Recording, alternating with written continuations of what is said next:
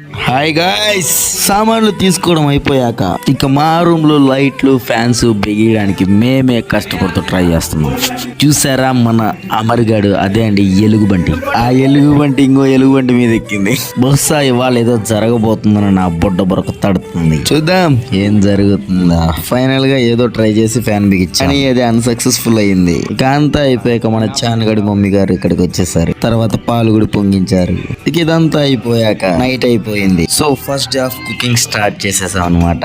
చూడండి మనోడు ఇక్కడ ఆడుకుంటున్నాడు. మన బీహార్ గడు మన టిప్పర్ గడికి నేర్పించేంత పెద్దవాడైపోయాడు. ఇక మనం అయితే కుకింగ్ స్టార్ట్ చేసేసాం. మనం ఏం చేస్తున్నాం అంటే ఇక్కడ టమోటా గుజ్జు చేస్తున్నాం అనమాట. కర్రీ చేసే లోపల రైస్ కూడా అయిపోయింది. అన్ని చాలా ఫాస్ట్ గా ఉన్నాయి కదా. ఇంకేముంది, అన్ని దింపేసుకొని పెట్టేసుకొని తినేస్తున్నాం.